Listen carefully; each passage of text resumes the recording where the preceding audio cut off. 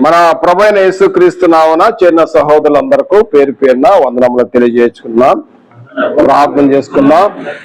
ప్రేమ నమ్మకమైన తండ్రి, స్తుతి స్తోత్రాలు. వాక్యం మీరు కనుక బోధించి మాకు సహాయం దయచేయమని, లేఖనాలు గ్రహించినట్లుగా మా మనోనేతలు వెలిగించమని యేసుక్రీస్తు నామమున ప్రార్థించి వేడుకొనుచున్నాము తండ్రి.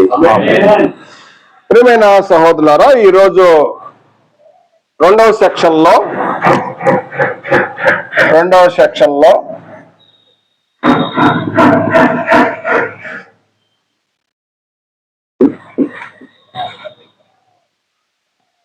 అంశము ఏమనగా, తాను నిలుచున్నానని తలంచుకున్నవాడు పడకుండానట్లు జాగ్రత్తగా చూసుకొనవలెను. కొత్త నిబంధన లేఖన భాగము కొరింథీయులకు రాసిన మొదటి పత్రిక 10వ అధ్యాయము 12వ వచనం. తాను నిలుచున్నానని తలంచుకున్నవాడు పడకుండానట్లు జాగ్రత్తగా చూసుకొనవలెను. 11వ వచనములో జ్ఞాపకం చేస్తాడు. 10వ అధ్యాయం 11వ వచనములో, ఈ సంగతులన్నీ యుగాంతమందున్న మనకు బుద్ధి కలుగుటకు, బోధ కలుగుటకు ఇవి దృష్టాంతాలు అంటాడు. ఇవి దృష్టాంతాలు. ఈ దృష్టాంతాలు ఏంటి అని అంటే, ఇంతకుముందు మనం మొదటి సెక్షన్ లో ఈ పాఠమంతా చదివినాము. మోషే ప్రయాణ కాలం, మోషే నాయకత్వంలో ఆయన ప్రయాణించి మరలా మోషే మృతి పొందే వరకు ఆ ఇజ్రాయెల్ ప్రజలు వాళ్ళు ప్రయాణించిన కాలం 40 years అరణ్యం. ఆ అరణ్యం అంటే చాలా భయంకరమైన అరణ్యం. అది వాళ్ళు తిరిగిన ఇయర్స్. సినాయి పర్వతం దగ్గరైతే 1 year, అక్కడి నుంచి అక్కడక్కడ ప్రాంతం అంతా తిరుగుతూ ఉన్నారు. దాని గురించి మనం ఇప్పుడు చదువుతున్నాం. ఈ 40 years లో మనము ఇజ్రాయెల్ ప్రజలను చూసి, పాత నిబంధనలో జరిగిన దృష్టాంతాలను చూసి మనకు నేర్చుకోవటానికి, మన భక్తి విషయంలో కానీ మనం సరిదిద్దుకోవటానికి కానీ, ఇంకా వారికి సంభవించినట్లుగా మనకు సంభవించకుండా జాగ్రత్త పడటానికి ఈ యొక్క పాఠం మనకు దృష్టాంతములు అంటాడు పౌలు గారు. కొరింథీలో ఉన్న సంఘాలకు జ్ఞాపకం చేస్తూ నేడు మనకు కూడా తెలియజేయుచున్నాడు. ఏంటి ఆ దృష్టాంతములు అంటే, క్రీస్తు పూర్వము 1491లో మోషే నాయకత్వములో ఇజ్రాయెల్ ప్రజలను నడిపించటంలో ఆయన ఐగుప్తు దాస్యము నుండి ఇజ్రాయెల్ ప్రజలను అక్కడ నుండి విడుదల చేసి, నిర్గము అనగా అక్కడి నుంచి బయలుదేరి ఎర్ర సముద్రము దాటి తర్వాత వారు ఎక్కడ చేరాలంటే కనాను చేరాలి. ఇది ఎయిమ్. ఏంటంటే ఐగుప్తు దాస్యము నుండి విడుదలయ్యి కనాను చేరాలి. పాలు తేనె ప్రవహించు దేశం. పితరుడైన అబ్రహాము చేసిన వాగ్దానములో నెరవేర్పు జరుగుతుంది. ఆ ప్రణాళికలో కనాను చేరాలంటే మరి ఈ యొక్క ప్రయాణంలో 40 years లో ఏం సంభవించింది అనే విషయాన్ని మనము ఇప్పుడు చూస్తున్నాం. వాళ్ళు ఏమేంటి, ఉద్దేశం ఏంటి? ఐగుప్తు దాస్యము నుండి విడుదలై కనాను చేరాలి. మరి కనాను చేరేసరికి ఎంతమంది చేరారు? 2 చేరారు. ఎస్, ఇది ఈ 40 సంవత్సరాల్లో ఏం జరిగింది అని అంటే చూసినట్లయితే, వారు వాస్తవానికి మనం చదివిన ఏంటంటే 6 లక్షల మంది పైగా సైనికులు ఉన్నారని నిర్గమ కాండంలో 12వ అధ్యాయం 37-38 6 లక్షలు సైనికులని అక్కడ వారు పేరెంట్స్ పిల్లలు వాళ్ళందరూ లెక్క చూసాం.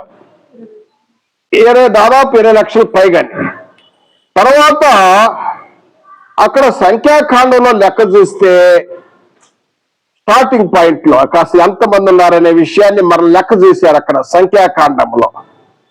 సంఖ్యాకాండము 1వ అధ్యాయము 45-46 వచ్చిన చూసినట్టయితే అక్కడ లెక్క చూడగా 6,03,550 మంది. ఎంతమంది? 20 ఏండ్ల పైబడిన వారు 6,03,550 మంది. అక్కడి నుంచి బయలుదేరిన వారు చివరికి ఎక్కడి నుంచి ఐగుప్తు నుండి బయలుదేరిన వారు ఎంతమంది చేరారు? ఫినిషింగ్ పాయింట్ లో స్టార్టింగ్ పాయింట్ బాగానే ఉంది. స్టార్టింగ్ అప్పుడు చాలా మంది పరిగెత్తారు గొప్పగా. ఫినిషింగ్ లో చేరాలి. ఫినిషింగ్ లో చేరింది ఇద్దరే, యెహోషువ కాలేబ్. మీకు అందరు తెలిసి వీరందరూ బోధకులు. చాలా సంతోషం. కాబట్టి వారితో మళ్ళీ ఎవరు చేరారు అంటే సంఖ్యాకాండము 26వ అధ్యాయము 51వ వచనం లెక్క చూస్తే సంఖ్యాకాండము 26వ అధ్యాయము 51వ వచనములో 6,01,730 మంది. వీళ్ళు ఎవరంటే ఈ 40 ఇయర్స్ బిలో వాళ్ళు అన్నమాట. ఈ అరణ్యములో ఈ ప్రయాణ కాలంలో గడిపిన వాళ్ళు 40 ఇయర్స్ అంటే యంగ్ బ్లడ్ 40 ఇయర్స్ వీళ్ళు. తర్వాత మరలా వీరు ఎవరంటే ఈ యెహోషువ కాలేబు వీళ్ళన్నమాట.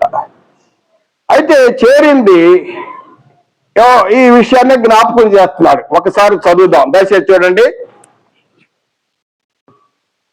ఐగుప్తు దాస్యం విడుదలయ్యి కనాను చేరే విషయంలో ఎంతమంది చేరాడు అనే విషయాన్ని సంఖ్యాకాండములో మనం చూసినట్టయితే 26వ అధ్యాయం. దయచేసి అందరు లేఖనాలు పరిశోధన చేయాలి, గమనిస్తూ ఉండాలి.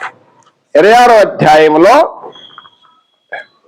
ఇక్కడ 51వ వచనం మనం చూసాం. ఎంతమంది ఇజ్రాయేలు లెక్కింపడిన వీరు 6,01,730 మంది అని.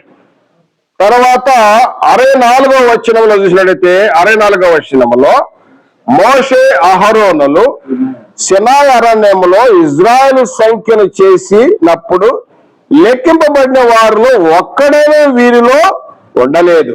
ఏలనగా వారు నిశ్చయంగా అరణ్యములోనే చనిపోదునని యెహోవా వారిని గురించి సెలవిచ్చానని యెఫున్నె కుమారుడైన కాలేబు నూని కుమారుడైన యెహోషువ తప్ప వారిలో ఒక్కడైనా మిగిలి ఉండలేదు.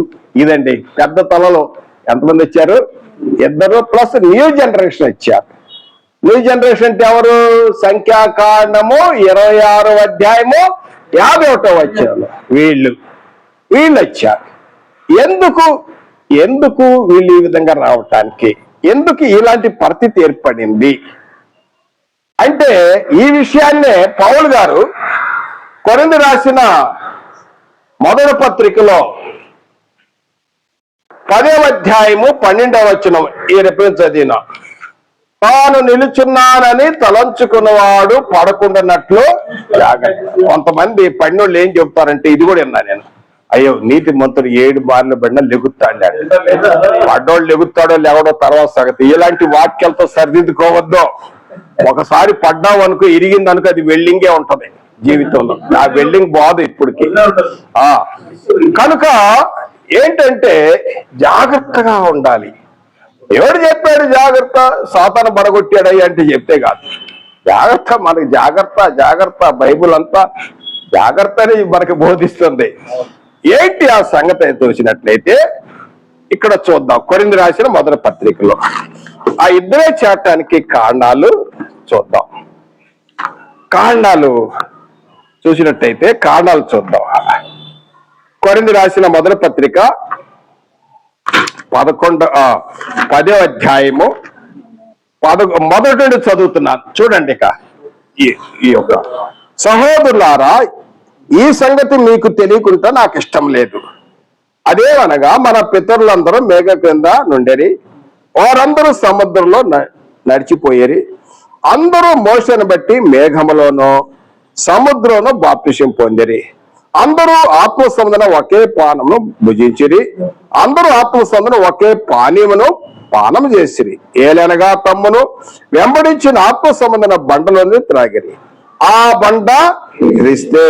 అయితే వారిలో ఎక్కువ మంది దేవునికి ఇష్టలుగా ఉండలేకపోయారు గనుక అరణ్యములో సంహరింపబడిరి. వీళ్ళందరూ ఎందుకు ఇద్దరు చేరని అరణ్యంలో సంహరింపబడ్డారట. తర్వాత 6వ వచనం, వారు ఆశించిన ప్రకారము మనము చెడ్డవాటిని ఆశింపకుండానట్లు ఈ సంగతులు దృష్టాంతములుగా ఉన్నాయి. 7వ వచనం, జనులు తినుచు త్రాగుచు కూర్చుండి ఆడుటకు లేచిరి అని వ్రాయమట్టు వారిలో కొందరు వలె మీరు విగ్రహార్థికులై ఉండకూడదు. మరి వారి వలె మనము వ్యభిచరింపకూడదు. వారిలో కొందరు వ్యభిచరించి ఒక్క దినమందే 23,000 మంది కూలిరి. మనము ప్రభువును శోధింపక ఇందుము. వారిలో కొందరు శోధించి సర్పము వలన నశించిరి. తర్వాత మీరు సనగకుడి. వారిలో కొందరు సనిగి సంహారకుని చేత నశించిరి. 11 ఈ సంగతుల దృష్టాంతములుగా వారికి సంభవించి యుగాంతమందున్న మనకు బుద్ధి కలుగుటక్కై వ్రాయబడెను. తాను నిలుచున్నానని తలంచుకున్నవాడు పడకుండానట్లు జాగ్రత్తగా చూసుకోవాలి. ఇదండి. ఇప్పుడు వద్దాం పాఠంలోకి. ఇజ్రాయెల్ ప్రజలు మోషే యొక్క నాయకత్వంలో ఐగుప్తు దాస్యం నుండి మోషే యొక్క నాయకత్వంలో ఇజ్రాయెల్ ప్రజలు లక్షల మంది బయలుదేరుతున్నారు. వాస్తవానికి ఐగుప్తులో ప్రతి ఇంటిలో చావు, జ్యేష్ఠులు చనిపోయారు. పశువులు జ్యేష్ఠులు పెద్ద చనిపోయి, తర్వాత ఇకపోతే ప్రతి ఇంటిలో ఫరో దగ్గర బట్టి చెరసాల్లో ఉన్న సేవకుడు వరకు జ్యేష్ఠులందరూ చనిపోతా ఉన్నారు. పశువులు చనిపోయాయి, తర్వాత జ్యేష్ఠులు చనిపోయారు. అందరూ ప్రతి ఇంటి వాళ్ళు ఏడిపోయి, ప్రతి ఇల్లు సావు కప్పురే. ప్రతి ఇంట్లో ప్రతి కుటుంబం అంతా ఐగుప్తు మొత్తం సర్వనాశం హోగయా, మొత్తం నాశనం అయిపోయింది. ఒక విధంగా మోషే నాయకత్వంలో వాళ్ళందరూ ఏడుపులతో నిండిపోయి ఉన్నారు. వాళ్ళే చెప్పేశారు, ఇక వెళ్ళిపోండి, మీరు వెళ్ళిపోండి, తొందర చేశారు, వెళ్ళిపోండి, మా దగ్గర వద్దు. బయలుదేరారు. బయలుదేరినప్పుడు అక్కడి నుంచి బయలుదేరుతున్నప్పుడు చూడండి, వారు ఏం జరిగిందో చూడండి. ప్రయాణం అయ్యారు. ఎక్కడ బయలుదేరాలి? కనాను. గుర్తుపెట్టుకో, కనాను. వాళ్ళు కనాను చేరాలి. పాలు తేనె ప్రవహించే దేశం, వాగ్దాన దేశం చేరాలి. చేరటానికి వాళ్ళు ఏం చేశారు? ఎర్ర సముద్రములో బాప్తిసం పొందారట. బాప్తిసం పొందారు, గుర్తుపెట్టుకోండి. మేఘములో ఇంకా అక్కడ బాప్తిసం పొందారు. తర్వాత అంటే నీటిని దాటి సముద్రం దాటి వచ్చారు కదా, ఇది బాప్తిసం పౌలు గారు జ్ఞాపకం చేస్తున్నారు. తర్వాత వాళ్ళు ప్రయాణిస్తూ వచ్చారు. ఆ ప్రయాణం వచ్చిన తర్వాత 50 రోజులకి ధర్మశాస్త్రం కూడా వచ్చింది. సినాయి పర్వతం దగ్గర, హోరేబు పర్వత శ్రేణుల దగ్గర, సినాయి దగ్గర వాళ్ళకి ధర్మశాస్త్రం కూడా వచ్చేసింది. తర్వాత వాళ్ళు ఈ 40 years లో వాళ్ళు చేసిన విషయాలు ఒకసారి జ్ఞాపకం చేస్తాను. ఇప్పుడు మనం చదివాం కదా, ఏం చేశారు అంటే వాళ్ళు ఏం చేశారండి? వారు విగ్రహార్థికులు అయ్యారు. 7వ వచనం ఏంటి? 7వ వచనం, తినుటకు త్రాగుటకు కూర్చుండి ఆడుటకు లేచారు. తర్వాత విగ్రహార్థికులయ్యారు, వ్యభిచారకులయ్యారు, శోధించారట. తర్వాత దేవునికి ఇష్టలుగా ఉండలేకపోయారంట, సనువులంట, అవిశ్వాసం అంట, అవిధేయత. ఇన్ని కారణాల వలన, ఇన్ని కారణాలు, ఇంకెన్ని కారణాలు మీరు చూడండి, వెతకండి, మీకు కూడా కొన్ని కారణాలు దొరుకుతాయి. నేను కొన్ని చెప్పా, మీరు లేఖ పరిశోధన చేస్తే ఇంకా కారణాలు దొరుకుతాయి. ఈ వచనాలు బట్టి చూస్తే ఏంటి? వాళ్ళు వ్యభిచారికులు, విగ్రహాదికులు, శోధించారు, సడిగారు. మాకు అక్కడ చిలకడ దుంపలు, పచ్చాపులు ఉచితంగా దొరుకుతాయి. అవన్నీ కొద్దిగా ఆలస్యమైతే చాలు, అవిశ్వాసం. కొద్దిగా లేట్, ఎటుపోయాడు మోషే? ఏమయ్యాడు? ఎటుపోయాడు? ఇంతలోనే విగ్రహార్థికులు అయిపోయారు. ఈ కారణాలు. వాస్తవానికి ఇజ్రాయెల్ ప్రజల యొక్క ప్రత్యేకత చూడండి. వాళ్ళ ప్రత్యేకత, వాళ్ళకి ఎప్పుడైతే ప్రయాణానికి వచ్చేసారో అందరూ పంట పొలాలు ఆహారం తింటే వీళ్ళు మన్నాను భుజించారు కదండి. వాళ్ళు మాకు మాంసం కావాలంటే పూడెడు పెట్టలు వచ్చింది కదండి, పొడ్డు. తర్వాత నీళ్లు తాగాలి. అందరూ ఏ నీళ్లు తాగుతారో? కాలువలు, చెరువులు, కుంటలు, వాగులు. ఆ నీళ్లు తాగితే వీళ్ళు బండ్లలోని నీళ్లు తాగారు. రెండైనవి కదా. తర్వాత మూడవది చూసినట్టయితే పగలు మేఘస్తంభము, రాత్రి అగ్ని. పెద్ద ట్యూబ్ లైట్. మనం ఎన్ని ట్యూబ్ లైట్లు పెట్టినా కూడా ఆ లైటింగ్ రాదు. లక్షల మంది వాళ్ళు పట్టపగలు. అంత కూల్. ఎంత కూల్గా ఉందంటే ఆ ప్రాంతము, అసలు వాళ్ళు వేసుకున్న వస్త్రాలు మలినమే కాలేదు, చినగలేదు, కాలు వాయలేదు, చెప్పులు అరిగిపోలేదు. అబ్బా, అసలు వాళ్ళకి పని లేదు, బాగలేదు. వాళ్ళకి పని లేదు, వ్యవసాయమే లేదు. వ్యవసాయం లేదు, పంటలు పండించుకునే పని లేదు. అన్ని రెడీ, గెట్ రెడీ. తెచ్చుకోవటం, కూర్చొని తినటం. పని పాట లేకపోవటం వల్ల ఏమైందంటే తినుతూ త్రాగుతూ. ఎవరైనా ఇంట్లో కూడా ఖాళీ కూర్చున్నారు అనుకో, ఏదో వేరే ఆలోచనలు వస్తా ఉంటాయి. పని పాట ఉందనుకో, దశరథ పత్రిక అంటున్న పని చేయకుండా భోజనం కూడా తినొద్దండి. దొంగల వాడికి మీద దొంగిలించక దొంగల వాడికి మీద దొంగిలించక అక్కడ గల వారికి పంచిపెట్టక చేతులతో కష్టపడి చాలా దొంగిలించారు, చాలా అయ్యాయి. కాపే బ్రేక్ చేయి, కష్టపడి పని చేయాలి కదా. ఎఫ్సి పత్రికలో పౌల్ గారు అంటాడు, దొంగిలవాడు ఇక మీద దొంగిలించక. ఇది కూడా చూద్దాం. ఎఫ్సి పత్రిక 4వ అధ్యాయం కావచ్చు, 4వ కదా, 27వ వచనం. దొంగిలవాడికి మీద దొంగిలింక అక్కర గలవానికి పంచిపెట్టకు, వీలు కలుగు నిమిత్తము తన చేతులతో పంచిపెట్టకు. వీలు కలుగు నిమిత్తం చేతులతో మంచి పని చేయాలి, కష్టపడి పని చేయాలి. వీళ్ళకి ఏం కష్టం లేదు. 40 years మన్నాను భుజిస్తున్నారు, పూడేడు పెట్రోల్ తింటున్నారు, ఇంకా బండలో నీళ్ళు, ప్యూర్ వాటర్, చల్లటి నీళ్లు. తర్వాత పగలు రాత్రి, పగలేమో కూల్, రాత్రి ఏమో పెద్ద లైటింగ్. తర్వాత ఇక చూస్తే వాళ్ళకి మీకు పనే లేదు. దీనివల్ల ఏమైపోయిందంటే ఖాళీ కూర్చోటం వలన దేవుడు చెప్పాడు, ఆయన ఆజ్ఞ ప్రకారం నడుచుకోండి అని చెప్పాడు. మీరు నా కట్టడలు నడుచుకున్న ప్రకారం అప్పుడు మీరు నా పరిశుద్ధ జనాంగం ఉంటారు కదా.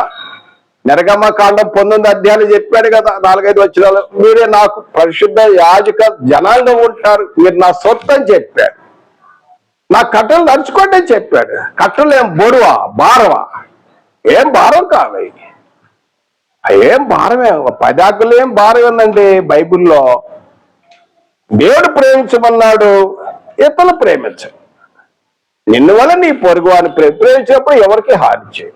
అదే కదా మొత్తం. అదే కదా 2 ఆజ్ఞలు కొత్త నిబంధనలు వచ్చేసరికి అయ్యే ఆజ్ఞలు ఇటు వచ్చేసి ఒక సాటర్డే బట్టికి రాలేదు కదండి. కాబట్టి ఇక్కడ చూసినట్టయితే నా ప్రియ సహోదరుడా, దీని ప్రకారము వీరు ఎన్ని వసతులున్నా కూడా, ఎన్ని వసతులు చూడండి. అసలు ఆ అరణ్యం ఎలాంటిది అసలు మామూలా? చూడండి అసలు ఆ అరణ్యం చూడండి ఎట్లా ఉందో ఇజ్రాయెల్ ప్రజలకు. ఇర్మియా గ్రంథంలో చూడండి వాళ్ళు ప్రయాణించిన గురించి ఎట్లా ఇర్మియా గారి ఇర్మియా గ్రంథంలో రాయబడింది, ఎలాంటి అరణ్యులు తిరిగారో.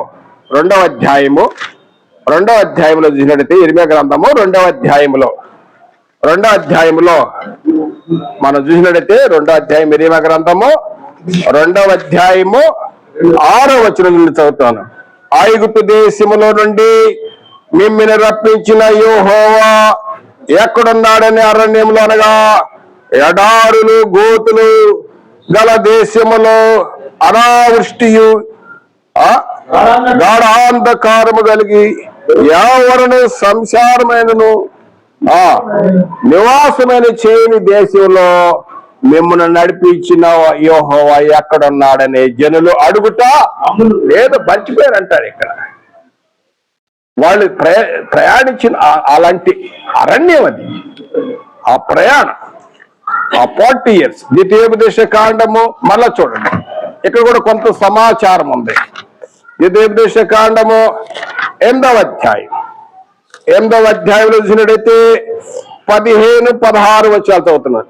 తాపకరమైన పాములను తేళ్లను కలిగిన ఎడారైన నీళ్ళు లేని భయంకరమైన గొప్ప అరణ్యములో ఆయన నిన్ను నడిపించను. రాతి బండ నుండి నీకు నీళ్లు తెప్పించను. తొనకు నీకు మేలు చేయవల నిన్ను ఆనుష్టకును శోధించుటకు. ఇది నీ పరీక్ష. నీ పితరుల ఎరుగని మన్నాతో అరణ్యం నిన్ను పోషించను.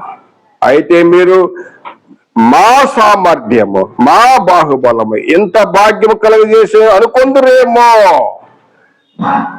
కనుక ఈ విధంగా వాళ్ళు ప్రయాణించిన ఎడారి ప్రాంతం, తాపకరమైన అనేక పాములు ఉండే ప్లేస్, ఎవరు జనులు తిరగదు ఆ ఏరియాలో ఇజ్రాయెల్ ప్రజలకు ఇన్ని వసతులు ఇస్తే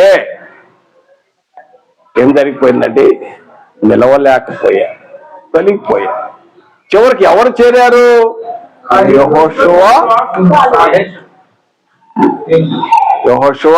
కాలేబు. కాబట్టి పౌలు గారు ఈ విషయాన్ని జ్ఞాపకం చేస్తున్నాడు. ఈ పాత నిబంధనలు ఉన్నాయి, ఇవి మనకు దృష్టాంతాలు. ఈ యుగాంతమందున మనం యుగాంతంలోనే ఉన్నాం, ఈ కడవరి దినాల్లో మనం ఉన్నాం, అంత్య దినాల్లో మనం ఉన్నాం. మనకు బుద్ధి కలగటానికి రోమాపత్రిక 15వ అధ్యాయం 4వ వచనం కూడా బుద్ధి కలుగుటకు, బోధ కలుగుటకు కొరింథీ రాసిన మొదటి పత్రిక 10వ అధ్యాయము 11వ ఈ మనకు దృష్టాంతాలు అంటాడు. పాత నిబంధనలు జరిగినాయి, మనకు బుద్ధి కలగటానికి, బోధ కలగటానికి, నేర్చుకోవటానికి, భక్తి నేర్చుకోవటానికి, భక్తి మనకు నడిపించటానికి,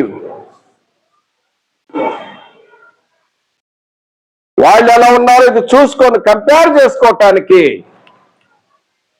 ఇవి మనకు దృష్టాంతాలు. కాబట్టి తాను నిలుచున్నానని తలంచుకున్నవాడు పడకుండానట్లు జాగ్రత్తగా. ఎందుకంటే నిద్రచేయటానికి కారణం ఏంటనా? ఇవే రీజన్స్ చెప్పుకున్నాం. రీజన్ హెబ్రీ గ్రంథకర్త జ్ఞాపకం చేస్తాడు. చూడండి, వాళ్ళు ఆ ఇద్దరే చేయటానికి కారణం ఏంటంటే హెబ్రీ పత్రికలో 4వ అధ్యాయం చూడండి, 2వ వచనం చదువుతున్నాం. వారికి ప్రకటింపబడినట్లు మనకు సువార్త ప్రకటింపబడిన గాని వారు వినిన వారితో విశ్వాసము గలవారై కలిసి ఉండలేదు గనుక విన్న వాక్యము వారికి నిష్ప్రయోజనమాయను. విన్న వాక్యము, విన్న మాట వారికి నిష్ప్రయోజనమైంది. ఏంటంటే వాళ్ళ సహవాసం మంచిది లేదండి. అదేంటి వాళ్ళ సహవాసం ఏంటి? వాళ్ళ సహవాసం యెహోషువ కాలేబే ఒక ప్రక్కన వచ్చాడు, గుడ్ రిపోర్ట్ ఇచ్చాడు. ఏ రిపోర్టు? మనం తప్పనిసరిగా జయించగలుగుతామా కణాలని, తప్పనిసరిగా మనం స్వాధీనపరుచుకుంటాం. ధైర్యంతో, మంచి విశ్వాసంతో మంచి రిపోర్ట్ ఇచ్చినారు యెహోషువ, కాలేబు. మిగిలిన 10 మంది ఏం చెప్పారు? వారి గుండెలో కరిగిపోయి చెప్పారు, వాళ్ళు అంత బలాజ్యులు, వాళ్ళు మనమే అక్కడ. అవిశ్వాసులతో సహవాసం, వాళ్ళ మాటిని తొలగిపోయారు. ఇది హెబ్రీ గ్రంథకర్త చెప్పేది. విశ్వాసాలు టుడే, ఈ రోజు కూడా నువ్వు ఎవరితో సహవాసం చేస్తున్నావు అనేది చాలా ప్రాముఖ్యం. మోసపోకుడి దుష్ట సాంగత్యమా మంచినని సహవాసం ఉండాలి. మనకు క్రొత్త నిబంధనలో చక్కగా రాయబడింది. అపోస్తుల కార్యం 2వ అధ్యాయం క్రొత్త నిబంధనలో వీరు అపోస్తుల బోధ ఎందునో, సహవాసం ఎందునో, రొట్టె విరుచుట ఎందునో, ప్రార్థన చేయడం, ఆదివారం కానుకలు ఇచ్చుట ఎందునో, కదండి. పాటలు పాడుట ఏందన్న ఆత్మశోధన పాటలు, ఆరాధన. సహవాసం చాలా ప్రాముఖ్యం. నువ్వు ఏమి వింటున్నావు అది చాలా ప్రాముఖ్యం. ఎలాంటి బోధ వింటున్నావు చాలా ప్రాముఖ్యం. అది ప్రాముఖ్యం. అక్కడ ఎంతమంది చేరారు? ఇద్దరే చేరారు. కారణం ఏంటంటే వాళ్ళు సహవాసం సరిలేదంట. వాళ్ళు సహవాసం సరిలేనందరూ చేరలేకపోయారట.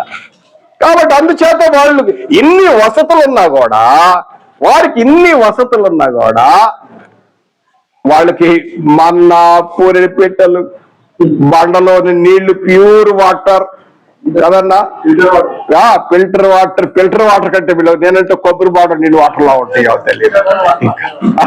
ఇక తర్వాత ఇంకెన్న నీళ్ళు ఉన్నాయి. తర్వాత మేఘస్తంభము, అగ్ని స్తంభం, బట్టలు. ఇప్పుడు నాకు ఇప్పుడు చెమట వస్తుంది. మనకు హైదరాబాద్ లో కూల్గా ఉంటుంది, కానీ చెమట వస్తుంది. వాళ్ళకి అసలు లేనే లేదు, ఆ సమస్య లేదు.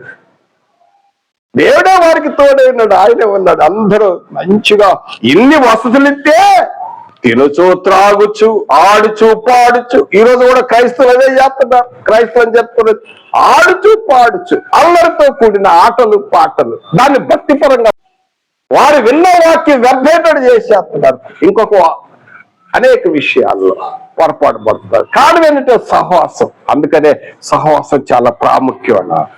అయితే ఇప్పుడు చూడండి, ఇజ్రాయెల్ ప్రజలు మరలా నేను జ్ఞాపకం చేస్తాను. వాళ్ళు ఏమేంటి? ఐగుప్తు దాస్యము నుండి విడుదలయ్యి కనాను చేరాలి. ఈ చేరేలోగా వాళ్ళు ఏం చేశారంటే ఎర్ర సముద్రంలో బాప్తిసం పొందారు. తర్వాత 40 సంవత్సరాలు అరణ్యలో పరీక్ష. ఆ పరీక్షలో నెగ్గిన తర్వాత ఎక్కడ చేరాలి? యోర్దాను నది దాటి కనాను ప్రాంతం చేరాలి. చేరింది ఇద్దరే. కారణం తెలుసుకున్నాం ఏంటి? కాజు రూట్ ఏంటి? సహవాసం. అవిశ్వాసంతో సహవాసం చేశారు. కాబట్టి చూసినట్టయితే క్రొత్త నిబంధనలో మనం చూసినట్టయితే క్రొత్త నిబంధనలో ఏదన్నా ప్రశ్న ఉంటే తర్వాత చెప్తాను. తర్వాత చూసినట్టయితే కొత్త నిబంధనలో ఇప్పుడు చూడండి పోలిక. ఇజ్రాయెల్ ప్రజలు ఎక్కడి నుంచి బయలుదేరాలి? ఎక్కడి నుంచి? ఐగుప్తు బానిస నుండి కనాను చేరాలి. ఇది కదండి, కనాను చేరాలి. ఇన్ క్రైస్ట్ పాపదాస్యం నుండి విడుదల. ఇక్కడ ఐగుప్తు దాస్యము నుండి విడుదలైతే ఇన్ క్రైస్ట్ క్రీస్తు నందు పాప దాస్యము నుండి విడుదల. పాప దాస్యము నుండి విడుదలయ్యి ఎక్కడ చేరాలి? వాళ్ళు కనాన్ చేరారు. మనం ఎక్కడ చేరాలి? మన పౌరస్థితి ఎక్కడ? పరలోకం.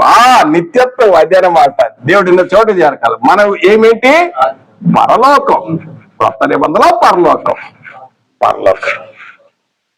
కదండి. తర్వాత ఇక్కడ చూసినట్టయితే వీళ్ళు ఎర్ర సముద్రంలో బాప్తిసం పొందారు. ఎర్ర సముద్రంలో బాప్తిసం పొందేట్టుగా మనం చూస్తాం. ఎన్నో వచనం అన్నది కొరింథీ రాసిన మొదటి పత్రిక 10వ అధ్యాయం ఎన్నో వచనం చదవండి. ఆ వచనం మొదటి చదవన్నా. ఆత్మ సంబంధమైన ఒకే పానమును చేసిరి. రెండవ వచనం, అందరూ మోషేను బట్టి మేఘములోనో సముద్రంలోనో బాప్తిసం పొందిరి. ఎక్కడ? మేఘములోనో సముద్రంలోనో బాప్తిసం పొందారు. ఎవరు? ఇజ్రాయెల్ ప్రజలు. In Christ. ఇదేమో ఎవరి ద్వారా? ఇది మోషే నాయకత్వం. ఇది కూడా మోషే నాయకత్వం. ఐగుప్తు నుండి ప్రయాణం. ఇన్ క్రైస్ట్ పాపదాస్యం. ఇప్పుడు ఇన్ క్రైస్ట్ మనం కూడా ఇన్ క్రైస్ట్ ఇంటూ క్రైస్ట్ ఏం జరుగుతుందన్నా? మనం కూడా బాప్తిసం. అవునా కాదా? వాళ్ళు ఎర్ర సముద్రంలో బాప్తిసం పొందారు, మన యేసుక్రీస్తు మరణ సమాధి పునరుద్ధానంలో బాప్తిసం, కొత్త నిబంధనలో బాప్తిసం పొందిన వాళ్ళు సున్నతి చేయించుకున్నారు. అవునా? వాస్తవానికి 40 years అక్కడ వాళ్ళ అక్కడి నుంచి బయలుదేరారు. ఆ యొక్క పస్కా విందు చేసుకొని సున్నతి పొందిన వాళ్ళు పాల్గొన్నారు. ఈ 40 years ప్రయాణంలో 40 years ప్రయాణం, వాళ్ళ ప్రయాణం ఎంత? 40 years ప్రయాణంలో వాళ్ళు ఈ యోర్దానుని దాటిన తర్వాత గిల్గాల్ ప్రాంతంకి వచ్చినాక ఆ 40 years వాళ్ళందరూ కూడా సున్నతి కార్యక్రమం చేసుకున్నారు. అప్పుడు ఇజ్రాయెల్ ప్రజలుగా ఎంచబడతారు. పౌలు గారు కూడా అంటాడు ఫిలిప్పీ పత్రిక 3వ అధ్యాయం 5వ వచనంలో, 8వ దినమున సున్నతి పొందిన వాడనై, ఇజ్రాయెల్ వంశీ వాడనై, హెబ్రీ వంశీ వాడు గుర్తింపు చెందని అంటాడు. ఫిలిప్పీ పత్రిక 3వ అధ్యాయం 5వ వచనం. కనుక వీళ్ళకు సున్నతి కార్యక్రమం ఉంది. అయితే మనదేంటి? క్రీస్తు సున్నతి. ఏంటి? కొలసీ పత్రిక వాళ్ళకు సున్నతి కార్యక్రమం శరీర సంబంధం, అది శరీర సంబంధం అయితే ఇన్ క్రైస్ట్ ఆత్మ సంబంధమైన సున్నతి ఏంటి? బాప్తిసము. కొలసీ పత్రికలో 2వ అధ్యాయము 11, 12 వచనాల్లో చూడండి క్రీస్తు సున్నతి. మన పోయినసారి అడిగా, చాలా మంది అడిగా క్రీస్తు సున్నతి పొందేవంటే కొద్ది కన్ఫ్యూజ్ అవుతున్నారు. అలా 11వ వచనం చదవండి అన్న, గట్టి చదవాలి. కొలసీ పత్రిక 2వ అధ్యాయం 11వ వచనం త్వరగా చదువు. సంపూర్ణ జ్ఞానము. కొలసీ పత్రిక మీరు క్రీస్తు సున్నతి యందు మీరు క్రీస్తు సున్నతి యందు శరీరపు వాడిన స్వభావాన్ని విడిచి ఆయనందు చేతులతో చేయబడిన సున్నతి పొందితిరి. అంటే వాళ్ళు ఇంతకుముందు చేతితో చేయబడిన సున్నతి పొందారు. అయితే మీరు బాప్తిసమందు ఆయనతో కూడా బాధ పెట్టిన వారే మృతులు లేచిన దేని ప్రకారం విశ్వసించడం ద్వారా ఆయనతో కూడా లేచిరి. అంటే ఇది మరణ సమాధి పునరుద్ధానం. రోమా పత్రికలో 6వ అధ్యాయం 3 నుండి 6 వచనాల్లో ఆయన మరణ సమాధి పునరుద్ధానంలో ఈ సమాధి కార్యక్రమంలో ఇది క్రీస్తు సున్నతి అంటున్నాడు పౌలు గారు. ఇది క్రీస్తు సున్నతి అంటున్నాడు. వాళ్ళేమో శరీర సంబంధం సున్నతి అయితే ఇన్ క్రైస్ట్ ఆత్మ సంబంధమైన సున్నతి. తర్వాత ఇక్కడ వీళ్ళు 40 years ప్రయాణం చేస్తే మనం బాప్తిసం పొందిన తర్వాత క్రీస్తు వచ్చే వరకు, లేకపోతే మరణం వరకు నమ్మకంగా ఉండాలి. నమ్మకం అనేది అంటే నిత్య రక్షణ కొనసాగించాలి. నిత్య రక్షణ కొనసాగించాలి. వీళ్ళు 40 years ప్రయాణం చేశారు. 40 years ప్రయాణం చేసిన తర్వాత ఎంతమంది చేరారు? ఇద్దరే. ఇద్దరే చేరారు కదండి, ఇద్దరు. తర్వాత ఈ రోజున ఇన్ క్రైస్ట్ మనం బాప్తిసం పొందిన తర్వాత ఎంతమంది చేరతాం? అందుకనే పౌలు గారు అంటాడు, తాను నిలుచున్నానని తలంచుకున్నవాడు పడకుండా జాగ్రత్త చూసుకోండి అంటాడు. మరియు ఫిలిప్పీ పత్రికలో మనం చూసినట్టయితే ఫిలిప్పీ రాసిన పత్రిక పౌలు గారు జ్ఞాపకం చేస్తున్నాడు. ఫిలిప్పీ పత్రిక 2వ అధ్యాయము 12వ వచనంలో, కాగా నా ప్రియ మీరు ఎల్లప్పుడు విధేయులైన పట్ల నా ఎదుట ఉన్నప్పుడు మాత్రమే కాదు మరి ఎక్కువగా భయముతో వణుకుతో నీ సొంత రక్షణ కొనసాగించాలి. నువ్వు బాప్తిసం పొందావు, బాప్తిసం పొంది ఇన్ క్రైస్ట్ కు వచ్చావు, క్రీస్తునందు వచ్చావు. In Christ all blessings, in Christ spiritual blessings. నువ్వు పరలోక రాజ్యానికి వారసుడైపోయావు. అబ్రహాం చేసిన వాగ్దానం, ఇక్కడ ఇజ్రాయెల్ ప్రజలకు అబ్రహాం చేసిన వాగ్దానం ప్రకారం మోషేకి ఇచ్చిన ధర్మశాస్త్రము, 430 సంవత్సరాలు వచ్చిన ధర్మశాస్త్రము, వాళ్ళకి ధర్మశాస్త్రము. ఇన్ క్రైస్ట్ నువ్వు క్రీస్తునందు చేరిన తర్వాత క్రొత్త నిబంధన మోషే ద్వారా ధర్మశాస్త్రం వచ్చి క్రీస్తు ద్వారా ఏమొచ్చిందండి? కృపయు సత్యం. కృపా సత్యం. క్రొత్త ఇందులో దేవుని ప్రేమ, క్రీస్తు నందు దేవుని ప్రేమ. ఆ ప్రేమ నిబంధనలోకి వచ్చావు, క్రీస్తు ధర్మశాస్త్రంలోకి వచ్చావు. ఆ ధర్మశాస్త్ర ప్రకారం ఏ ఒక్కరు కూడా నడుచుకోలేకపోయారు. ఇప్పుడు క్రీస్తు వచ్చాడు. హెబ్రీ పత్రిక 9వ అధ్యాయం 13 నుండి 17 వచనాలు. హెబ్రీ పత్రిక 9వ అధ్యాయం 13, 17 వచనంలో పాత నిబంధనకు కొత్త నిబంధనకు మధ్యవర్తి ఆ శాస్త్రం రాసిన వాడే పూర్తి చెందాడు. ఆయన వీలునామా రాశాడు. శాస్త్రం అన్నాడు అక్కడ, వీలునామా. ఆయన మరణించిన తర్వాత వీలునామాకు విలువ ఉంటుంది. పాత నిబంధన చేసిన అపరాధాలు కూడా క్రీస్తు రక్తం వలన. కనుక నా ప్రియ సహోదరుడా, ఇక్కడ చూసినట్టయితే ఇన్ క్రైస్ట్ వాళ్ళు 40 సంవత్సరాలు ప్రయాణం చేశారు. ఇప్పుడు మనం బాప్తిసం పొందిన తర్వాత ఇప్పుడు నిత్య రక్షణలో కొనసాగుతున్నాం. అందుకనే ఫిలిప్పీ పత్రికలో 2వ అధ్యాయం 12వ వచనంలో, నేనున్నను లేకపోయినా, నేను రాకపోయినప్పుడు నా ఎదుట కాదు, మీరు మీ సొంత రక్షణ, ఇది మీ సొంత రక్షణ, ఇది మీ సొంత వెలిగింపండి. నీ దీపం ఆరిపోయిద్దేమో, అనేక తుఫాన్లు వస్తాయి, అనేక శోధనలు వస్తాయి, ఆరిపోయిద్దేమో. జాగ్రత్త, జాగ్రత్తగా. వారు నిలుచున్నాడని తలంచుకున్నవాడు పడకుండా జాగ్రత్తగా చూసుకోండి. ఎందుకంటే అనేకమైన తుఫాన్లు వస్తాయి, అనేకమైన శోధనలు వస్తాయి. వాళ్ళు శోధింపబడ్డారు, వ్యభిచారులు అయ్యారు, విగ్రహారాధికులు అయ్యారు. వాళ్ళు నా జనం, ప్రత్యేక జనం. ఇన్ క్రైస్ట్ వాస్తవానికి ఇజ్రాయెల్ ప్రజల కంటే ఎక్కువగా ప్రేమిస్తాడు ఇన్ క్రైస్ట్.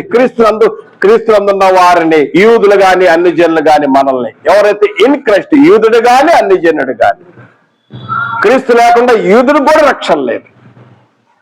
గలతీ పత్రిక 3వ అధ్యాయం 26, 27 వచనం, 29 వచనం. అబ్రహాము సంతానం వారసులై ఉంటున్నాము, పరలోక వారసులము. క్రీస్తు వారమైతే మనం పరలోక వారసులమే కదన్నా.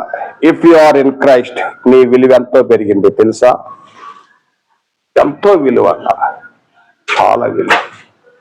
కాబట్టి ఆ నిత్య రక్షణ కాపాడుకోండి అంటాడు పేతురు గారు. అంటాడు, పేతురు రాసిన మొదటి పత్రిక 2వ అధ్యాయం 11వ వచనంలో, పేతురు రాసిన మొదటి పత్రిక 2వ అధ్యాయం 11వ వచనం, ప్రియ సహోదరులారా, ఈ లోకంలో మన యాత్రికులు పరవేశం శరీర కోరికలు వస్తా ఉంటే వాటి నుండి జాగ్రత్తగా ఉండండి అంటాడు. చూడండి, పేతురు రాసిన మొదటి పత్రిక 2వ అధ్యాయం 11వ వచనంలో, ప్రియులారా, మీరు పరదేశులు యాత్రికులై ఉన్నారు గనుక ఆత్మకు విరోధముగా పోరాడు శరీరాశలను విసర్జించి, శరీరాశలు ఈ లోకంలోనంతా నేత్రాశ, శరీరాశ, జీవడబ్బ. నేను ప్రభులోకి వచ్చిన కొత్తలో ఒక దైవజనుడు వచ్చి నాతో చెప్పాడు, ప్రభు గురించి నేను రియలైజ్ అయిన తర్వాత ప్రభు తిరుగుతూ ప్రార్థన చేసే టైంలో ఆయన చెప్పాడు, ఈ లోకంలోదంతా నేత్రాశ, శరీరాశ, జీవడమ్మ చెప్పినప్పుడు ఆ వర్డ్ నాకు బాగా తాకింది. అది బైబిల్ ఉందా అని అన్నా. ఎస్, ఉందని చూపించాడు. యోహాను రాసిన మొదటి పత్రిక 2వ అధ్యాయం 15, 16 వచనం చూపించినప్పుడు ఎస్, ఈ లోకంలోదంతా అదే ఉంది. ఏముంది? నేత్రాశ, శరీరాశ, అడుగడుగున నీ సొంత రక్షణ ఎక్కడైనా కోల్పోయే అవకాశాలు ఉంటాయి, ఎప్పుడైనా కోల్పోయే అవకాశాలు ఉంటాయి. నీ వెలిగింపబడిన దీపం ఎప్పుడైనా ఆరిపోయి ఉంటుంది. జాగ్రత్త అన్న, జాగ్రత్త. నేను చాలా మంది చూస్తాను, బాగానే పరిగెత్తుతూ ఉంటారు. పరిగెత్తినప్పుడు చాలా మంది పరిగెత్తారు. 5 నుండి బయలుదేరినప్పుడు 1,00,000 మంది పరిగెత్తారు. కానీ 40 సంవత్సరాలు చేరింది ఎంత? ఫినిషింగ్ పాయింట్, స్టార్టింగ్ పాయింట్ చాలా ఉంటుంది. ఈ రోజు ఇన్ క్రైస్ట్ కూడా అంతే. చాలా మంది బాప్తిసాలు పొందుతున్నారు, ప్రతి ఒక్కరు క్రైస్తవులు అంటున్నారు. ఇక్కడే చర్చిలోనే క్రైస్తవుడు, ఆడబోతే నేను మీ వాడిని అంటున్నారు. వాళ్ళు పోయి వాళ్ళ యొక్క కార్యక్రమాల్లో అన్ని పాల్గొంటా ఉంటున్నారు. ఇక్కడేమో క్రైస్తవుడు, అక్కడేమో మీ వాడిని. ఇది అలా ఉండకూడదు. One man cannot serve 2 masters. ఎవరో ఒక పక్షాన్ని ఉన్నాయి. నువ్వు ఎవరు పక్షాన్ని ఉన్నావు? నువ్వు ఎవరు, ఏ పక్షాన్ని ఉన్నావు? క్రీస్తు పక్షాన్ని ఉన్నావా? అదిగో అపవాది పక్షాన. అపవాది అయితే ఆడు తీసుకెళ్తాడు నిత్య నరకానికి. క్రీస్తు పక్షాన ఉంటే ఇదిగో పరలోకంలో చేరతాం. ఇన్ క్రైస్ట్ ఎక్కడ చేరాలి? పాపదాస్యం విడుదలయ్యి, విడుదలవటానికి బాప్తిసం పొంది, క్రీస్తు రక్తంలో కడగబడి, ఈ నిత్య రక్షణ కొనసాగించటంలో మరణం వరకు నమ్మకంగా ఉండాలి. ప్రకటన గ్రంథం 2వ అధ్యాయం 10వ వచనంలో, ప్రకటన గ్రంథం 2వ అధ్యాయం 10 మరణం వరకు నమ్మకంగా ఉండము. యేసు ప్రభువారు చెప్పాడు, అంతవరకు సహించువాడే రక్షింపడ్డా. ప్రభు ప్రభు అని పిలిచేవాడు ప్రతి ఒక్కరు కూడా చేరలేడన్నా. ఓ నీ నామాన్ని దెయ్యాలు అలగొట్టారు, నీ నామాలు అద్భుతాలు చేశారు, నీ నామాలు అట్టిపళ్ళు ఇచ్చి పిల్లలు అన్నారు. అట్టిపళ్ళు, యాపిల్ పళ్ళు, నూనె బాటిల్, అబ్బో చాలా నూనె బాటిల్, ఆలివ్ నూనెలు యాడ్ ఖర్చు బిసిరేసారు. ఆక్రమ చేయవారులారా, ఆక్రమ చేయమ్మా. తైలాభిషేకాలు, అబ్బా ఎన్ని మోసాలు అన్నాయి. అరే ఇంత మోసాల క్రైస్తవులు. బైబిల్ చూడండి, చదవాలి, వీటి జాగ్రత్త పడాలి. వీటి జాగ్రత్త. సత్యం గురించి అనుభజ్ఞానం పొందాలంటాడు పౌలు గారు. రక్షణ పొంది సత్యం గురించి అనుభజ్ఞానం. పేతురు రాసిన మొదటి పత్రికలో, 2వ పత్రికలో ఆయన అంటాడు, పేతురు రాసిన 2వ పత్రికలో 3వ అధ్యాయంలో 18వ వచనంలో, మన ప్రభు రక్షకుడైన యేసుక్రీస్తు అనుగ్రహించే కృపయందును జ్ఞానమందును అభివృద్ధి పొందుడి, ఆయనకు ఇప్పుడు యుగాంతం వరకు మహిమ కలుగును గాక. అదండి ఈ వ్యత్యాసం గమనించారా?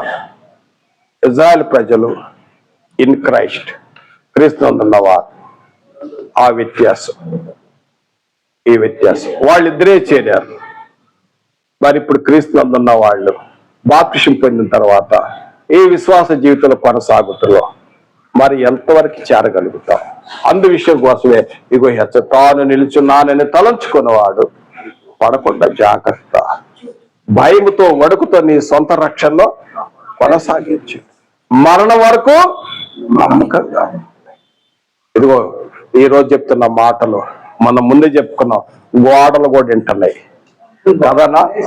యెహోషువ గ్రంథం 24వ అధ్యాయంలో మనం చదివాం, ఈ రాళ్లు వింటున్నాయి జాగ్రత్త. చెప్పలేదని కాదు, ఈ రోజున ఈ హెచ్చరికలు ఇస్తున్నామంటే ఎవరైతే ఈ వాక్యం వింటున్నారో, ఈ వాక్యం విన్న వాళ్ళు రాళ్లే సాక్షి ఇస్తున్నాయి అంటాడు యెహోషువ గ్రంథం 24వ అధ్యాయంలో. ఈ రాళ్లే సాక్షి వాక్యం. కనుక తన రక్షణ జాగ్రత్తగా కాపాడుకోవాలి. పరలోకం ఇదైతే భౌతికం. ఈ భౌతికమైనది చాలా సత్యమే. ఇప్పుడు చూస్తున్న ఇజ్రాయెల్ ప్రజలు ప్రపంచంలోకెల్లా అత్యధికమైన స్థానంలో ఉన్నారు. ఇన్ క్రైస్ట్, క్రీస్తునందున్నవారు పరలోకమైన ఆశ్చర్య దీవులతో పాటు ఈ లోకంలో ధనవంతుల కంటే గొప్ప ధనవంతుడు క్రైస్తవుడు. ఓ శ్రేష్టమైన క్రైస్తవ జీవితమా, నీ జీవితమే ధన్యమైపోయింది.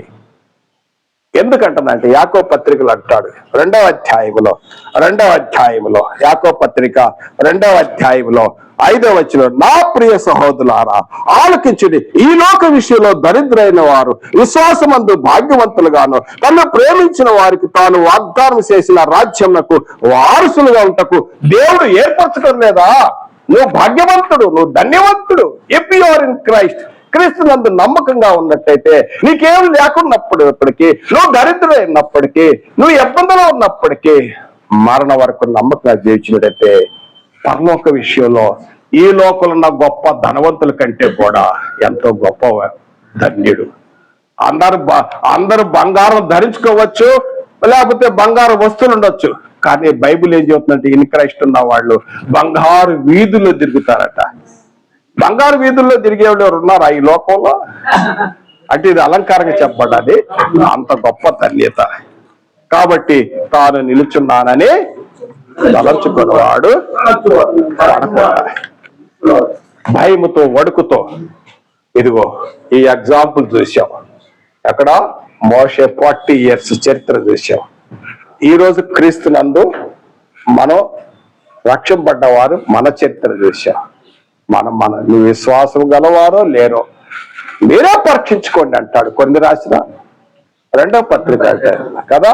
మీరు విశ్వాసం ఉన్నారు, మనే ఒకరు పరీక్షించే అవసరం లేదు. ఎక్కడ లోట్లు ఉన్నాయో సరిదిద్దుకోవాలంతే. దిద్దుబాటు కావాలి. దేవుడి మీదతో ఆశించుగాక. ఆమేన్. చిన్న ప్రార్థన.